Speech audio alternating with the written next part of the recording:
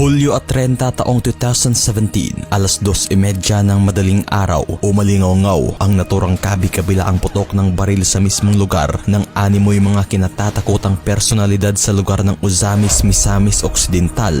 Ito ay ang angkan ng mga Parohinog. Naging notorious ang angkan na ito sa mismong Uzamis City, kung saan hawak at kontrolado nito ang mismong naging takbo ng politika sa naturang lugar. Naging pugad elemento rin ng samot-saring ilegal na aktibidad ang pamilyang ito, kagaya na lamang ng ilegal na droga, smuggling, robbery at marami pang iba, kung saan isa nga ito sa namuno at protektor ng nooy notorious syndicate group na Kuratong Baliling. Sa loob ng ilang dekada, naging untouchable kung baga ang angkan ng Parohinog, na kahit mismong mga nasa taas posisyon ng naturang gobyerno ay di sila kayang banggain. Ngunit sa pagpasok ng mismong Duterte administration, tila unti-unting lumiit ang mundong ginagalawan ng mga ito, na siyang humanto nga sa pagkabura ng halos buong angkan ng Parohinog sa Uzamis. Ngunit ang tanong, paano nga ba pinanghahawakan ng angkan ng mga Parohinog sa Uzamis ang naturang mga ilegal na aktibidad sa loob ng halos 3 dekada, at paano rin nga ba ito binura at tinapos ng administrasyong Duterte sa loob ng kanyang mismong kampanyang War on Drugs?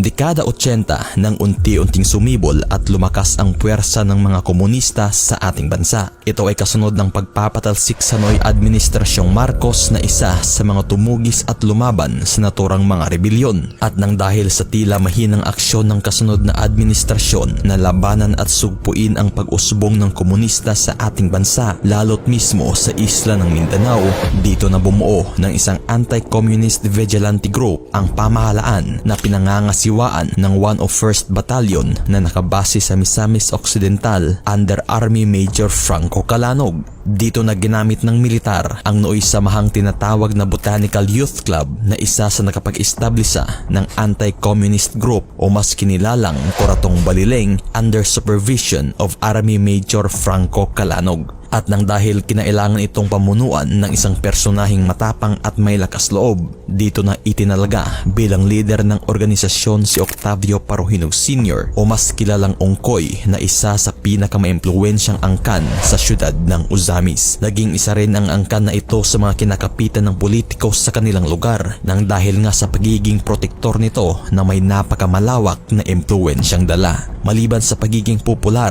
bansag rin sa tawag na Robin Hood si Ongkoy sa kanilang lugar, nang dahil sa pagiging bukaloob nitong matulungin sa mga nangangailangan. Bagay na talagang nakuha ng Kuratong Baliling na pinamumunuan ni Ongkoy ang suporta ng mismong mamamayan. Naging matagumpay at mabisa naman ang ginampanang tungkulin ng Kuratong Baliling, kung saan layunin nitong puksain ang pausbong na communist guerrillas sa lugar ng Misamis Occidental, Zamboanga del Norte at Zamboanga del Sur. Bagay na siyang nakuha kaagad nila ang mismong suporta ng pamahalaan, kung saan inarmasan sila ng mga high-powered weapons ng mismong militar, kagaya na lamang ng mga M203 grenade launcher at mga M16 rifles. Ngunit sa loob lamang ng humigit kumulang 2 taon mula nang matatag ang Anti-Communist Vigilant Group o mas kilalang Kuratong Baliling noong 1986, taong 1988 sa mismong paghina na rin ng presensya ng komunista, dito na sinubukang buwagin ng pamahalaan ang naturang pangkat. Ngunit gamit ang naturang mga matataas na kalibre ng baril na ipinamahagis sa kanila, lumihisdaan ang naturang grupong pinamumunuan ni Ongkoy, kung saan ang dating tila tapat at pinagkakatiwalaan ng pamahalaan ay ngayon isa na sa pinaka-notorious na tagapamuno ng mga ilegal na aktibidad. Hindi lamang sa kanilang baluarte, kundi sa iba't ibang bahagi na rin ng bansa na siyang naging pangunahing kalaban na ng Estado.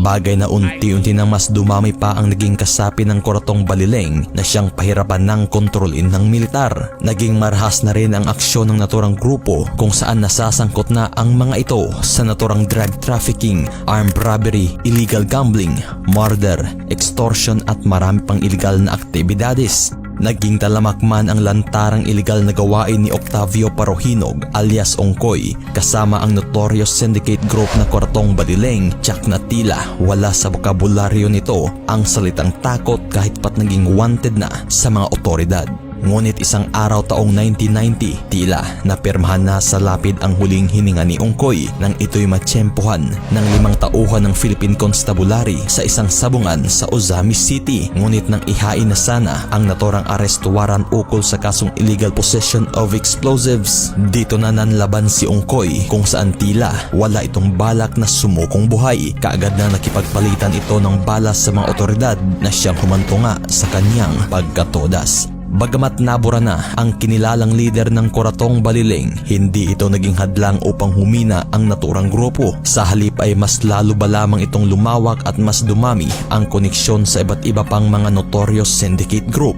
Naging marahas rin ang naging higanti ng mga ito sa pagkamatay ni Ongkoy. Paunti-unti nilang kinitilan ng buhay ang bawat otoridad na nasangkot sa pagpaslang sa kanilang mismong leader.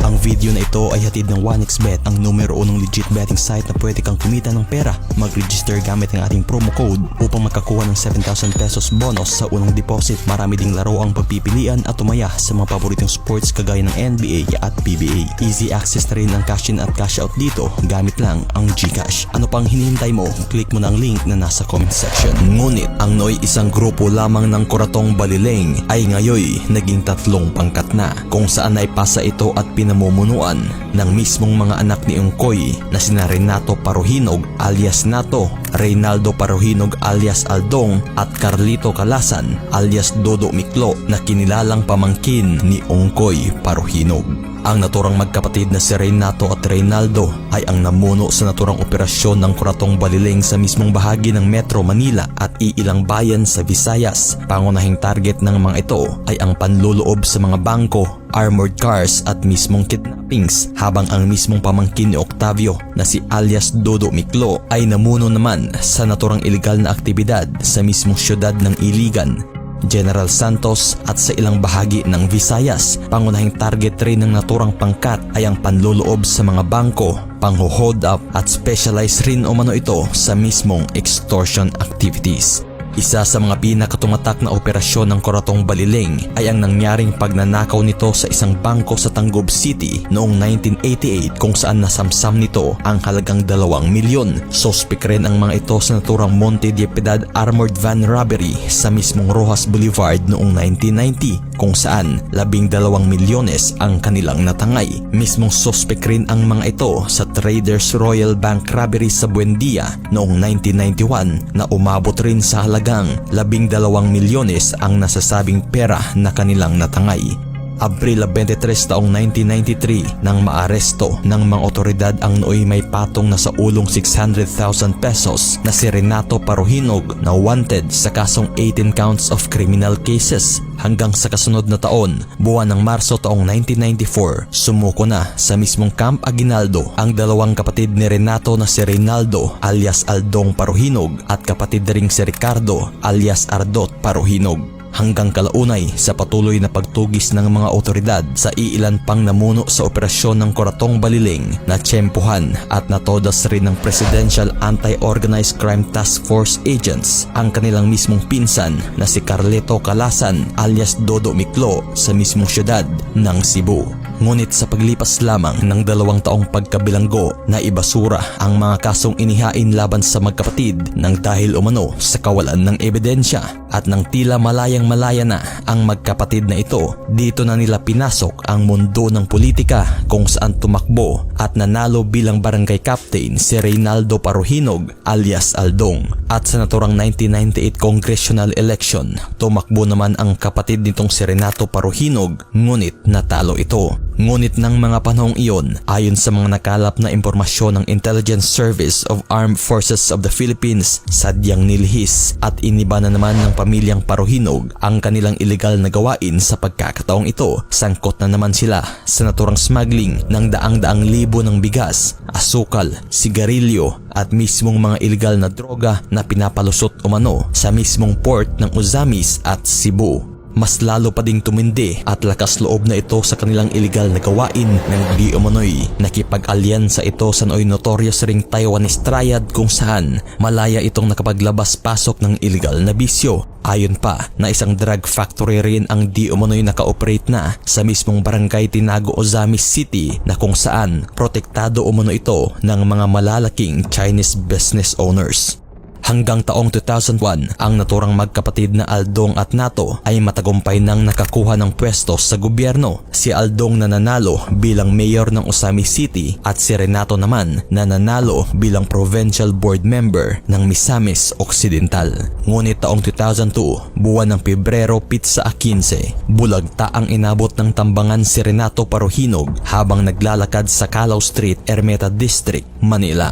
At sa paglipas ng ilang taon, naging matagumpay naman ang naging political career ni Reynaldo Paruhinog kung saan mismong mga kaanak at anak nito ay nakakuha na ng posisyon sa mismong city at provincial government. Bagamat tad man ng aligasyon ang pamilyang ito ukol sa korupsyon at mga aktibidad sa iligal na bisyo, tila walang tinag ito kung saan nanalo pa bilang vice mayor ang mismong anak ni Aldong na si Nova Princess Paruhinog. Hanggang taong 2016 sa mismong pagpasok ng Duterte administration, tila nakahanap na ng katapat ang pamilyang ito kung saan agad na napasama ang mag-amang Paruhinog sa naturang narcolist politician ni Pangulong Duterte. Reynaldo Paruhinog alias Andong, the mayor of Ozamis City.